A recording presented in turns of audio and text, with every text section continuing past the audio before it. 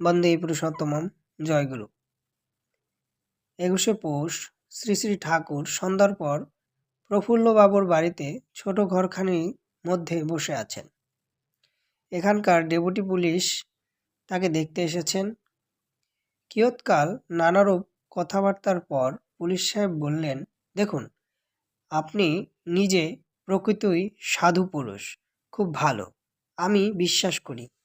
কিন্তু আপনার নিকট যারা যাতায়াত করে তার ভেতর দু একজন পলিটিক্যাল সাসপেক্ট থাকায় পুলিশ আপনার মুভমেন্ট লক্ষ্য করে। এই সব সাসপেক্টদের আপনার কাছে যেতে দেবে না।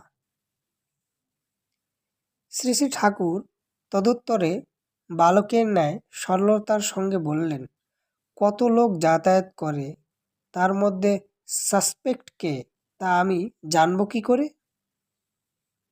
তারপর কত আকুলতা সহকারে বলেন, আর জানলেই বা একজন আমার কাছে এলে আমি তাকে এখান হতে চলে যাও বা এখানে আর এসো না বলে তাড়িয়ে দেব কি করে?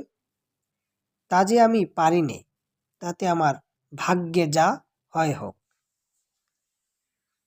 বলা বাহুল্য, এইসব শ্রী শ্রী ঠাকুরের নিকট যারা বেশি যাতায়াত করতেন তার মধ্যে আমি এবং বন্ধু বর বীরেন্দ্রনাথ পলিটিক্যাল সাসপেক্ট ছিলাম। এর কিছুকাল পরে ওই পুলিশ সাহেব মহাশয় আমলেই আমার এবং বীরেন্দ্র নাম সাসপেক্ট লিস্টে হতে উঠে যায়। 13ই মাঘ শুক্রবার। গত বুধবার হতে নদীর তীরে তার আশ্রমে আছি। আশ্রমটি নদীর উত্তর তীরে অবস্থিত।